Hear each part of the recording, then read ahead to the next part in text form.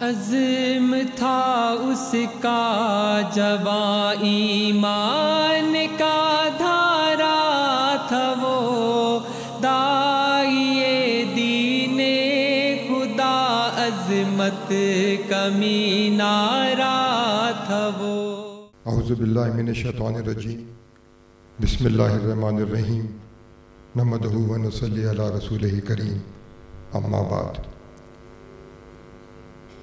لائق تعظیم امیر جماعت اسلامی پاکستان محترم سید منور حسن صاحب، اکابرین مجلس اور حاضرین محفل، السلام علیکم۔ آج کے اس تعزیتی اجلاس کے منتظمین نے مجھے جس مقام پہ لا کے یہاں کھڑا کیا ہے، یہ مقام میرے لیے مقام شکر بھی ہے اور مقام فکر بھی۔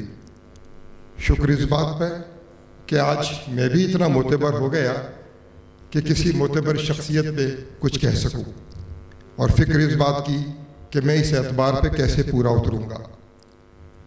آپ سب لوگ یقیناً مجھ سے اتفاق کریں گے کہ جب نقصان ذاتی ہو اور درد قلبی ہو تو غم کے سیل روا کے سامنے الفاظ کے بند نہیں باندھے جاتے۔ یہاں گفتگو کرتے ہوئے نہ الفاظ اپنے اختیار میں رہتے ہیں اور نہ لہجہ اپنے قابو میں رہتا ہے، لہذا کوئی بات جو سوء ادب ہو، کوئی بات جو گستاخی کے زمرے میں آئے تو اسے میری جذباتی ہلچل کہہ کے معاف کر دیجیے گا۔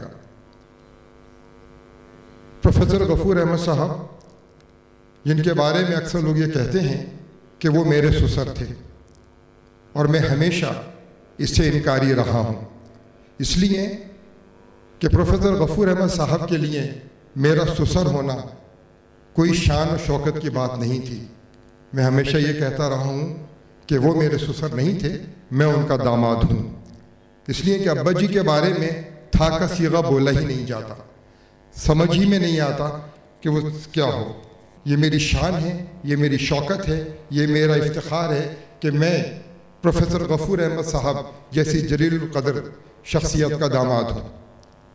ابا جی کی جو سیاسی جد و جہد ہے وہ امیر جماعت اسلامی کراچی سے لے کر اور کراچی کے کونسلر تک، یا 77 میں ایم این اے سے لے کر سینیٹر تک، یا 73 کے آئین کی تشکیل سے 77 کی تحریک تک، یا وزیر اعظم ذوالفقار علی بھٹو سے مذاکرات سے لے کے وزیر اعظم نواز شریف کے اختلافات تک، ان سب پہ بات کرنا نہ میرا منصب ہے اور نہ میری حیثیت ہے۔ اس کے لیے یہاں بہت سے واقفان حال، بہت سے اکابرین موجود ہیں، وہ آپ سے گفتگو کریں گے۔ میں تو بات کروں گا ابا جی کے صرف اس پہلو کی جہاں پر وہ ایک سربراہ، ایک خاندان کے بزرگ، بچوں کے نانا اور ہم سب کے ابا جی تھے۔ ابا جی میں ایک کمال تھا، اور وہ کمال یہ تھا کہ وہ ہر جگہ، ہر موقع پر ہر رشتہ دار کا برابر خیال رکھتے تھے۔ ایسی شخصیات کے بارے میں اکثر کہا یہ جاتا ہے کہ وہ اپنے گھر سے غافل اور اپنے رشتہ داروں کو نظر انداز کرتے ہیں۔ غفلت تو بہت دور کی بات، نظر اندازی کا تو کوئی ذکر ہی نہیں۔ ابا جی ان لوگوں میں سے تھے جو اپنے رشتہ داروں کی فکر بھی کرتے تھے اور خبر گیری بھی کرتے تھے۔ آپ کو سن کے یقیناً تعجب ہوگا کہ اپنی اس بیماری کے دور میں جب وہ چلنے پھرنے سے قاصر تھے، اس کے باوجود جب ہماری ایک عزیزہ کا انتقال ہوا تو ابا جی ان کی تعزیت کو پہنچ گئے۔ محترم قاضی حسین احمد صاحب، محترم پروفیسر غفور احمد صاحب یہاں ہم سب کے درمیان کہیں بیٹھے ہوں گے اور یہ سوچ رہے ہوں گے کہ انہوں نے جس فکر کے لیے جد و جہد کری، جس اتحاد کے لیے انہوں نے اپنی زندگیاں وقف کریں، وہ آج طلوع ہوتا نظر آ رہا ہے، اور انشاءاللہ تعالی بہت جلد ہم اس انقلاب کو اور اس منزل کو پاکستان میں بھی پہنچیں گے کہ جس کے لیے ہمارے اکابرین نے جد و جہد کی ہے۔ میں تذکرہ کر رہا تھا ابا جی کے اس خاندانی کردار کا، باتیں تو بہت سی ہیں، اس شخصیت پہ بولنے کے لیے 5-10 منٹ بہت ناکافی ہیں، مگر میں یہاں صرف 2 چیزوں کا تذکرہ کروں گا، 2 ایسے واقعات جن کا میری اپنی ذات سے تعلق ہے۔ یہ بات 1979 کی ہے۔ اس وقت ابا جی نئے وزیر بنے تھے اور میں نیا ان کا داماد بنا تھا۔ दामाद की जो भी हैसियत होती है हमारे माशरे में आपको उसका अच्छी तरह अंदाज़ा है। मैं इस्लामाबाद अब्बा जी के पास गया, स्टील टाउन में हमारा क़याम था। मैं कराची यूनिवर्सिटी से फारिग हुआ था और मेरा शोबा सेहत था। मैं अब्बा जी के कमरे में बैठा हुआ था और उस वक्त के वज़ीर सेहत मोहतरम सुबह सादिक खोसो साहब भी उस कमरे में मौजूद थे।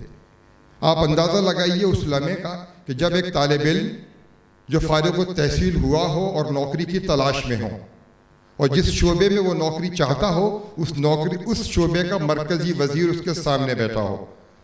जनाब सुबह सादिक खोसो साहब ने बहुत शफ़क़त से, बहुत मोहब्बत से मुझसे पूछा कि वो मेरे लिए क्या कर सकते हैं।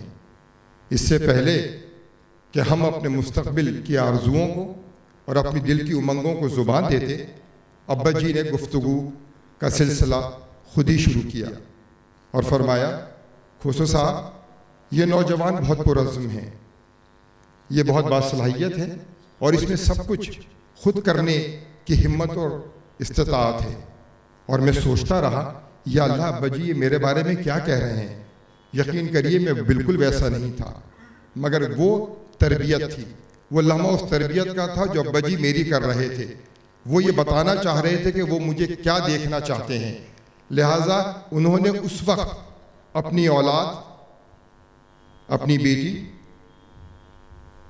के शौहर, अपने दामाद जो बेटों से ज़्यादा अजीज़ होता है, उसको बेसाखियाँ फराहम नहीं की।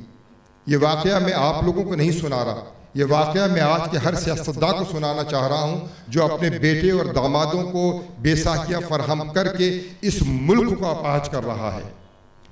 और अगली बात, वो मैं कभी भी यहाँ नहीं दोहराता, मैं कभी भी यहाँ नहीं करता अगर चंद दिन पहले एक वाक़या नहीं होता।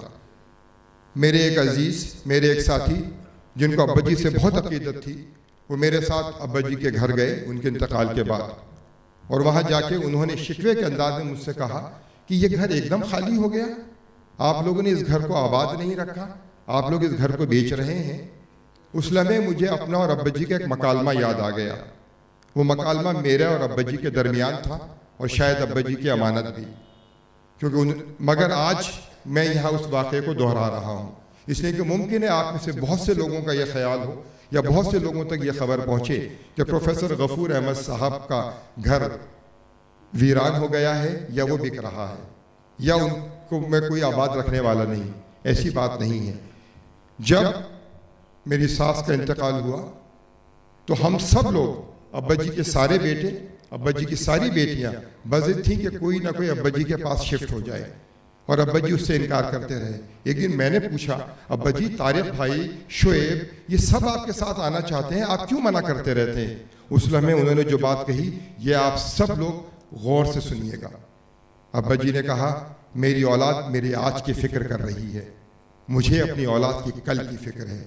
अगर आज कोई मेरे साथ आ गया तो बेटा जाना तो हर एक ने है, कल जब मैं यहाँ से जाऊँगा तो उससे ये घर किस तरीके से खाली कराओगे, किस तरीके से उसको बेघर करोगे, और अगर वो इस घर में रहता रहा तो फिर वो नहीं होगा जिसका हुक्म अल्लाह ने दिया है। मैं ये चाहता हूँ कि मेरे बाद मेरी जो भी विरासत है वो पूरी तरीके से जल्द अज जल्द तकसीम हो। मैंने कहा, अब्बा जी आप क्या समझते हैं कि आपकी औलाद अपने बहन भाइयों को बेघर करेगी। कहने लगे, मैं जानता हूँ मेरी औलाद ऐसी नहीं है, मगर बेटा अल्लाह के हुक्म के आगे रिश्तों की मोहब्बत नहीं चलती।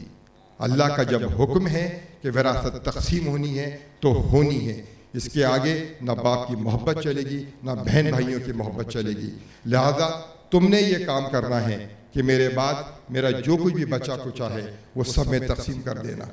और मैं आज ये कहता हूँ कि अब्बा जी आपका जो बचा कुचा है वो आपकी इन औलादों में नहीं, आपका बचा कुचा, आपका सरमाया तो इस मुल्क के हर शख्स में तकसीम होगा।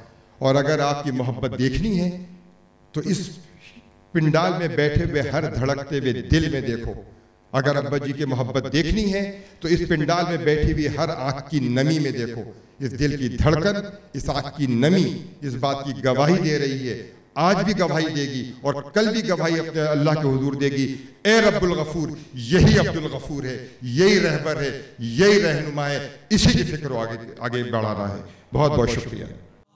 अज़्म था उसका जवां ईमान का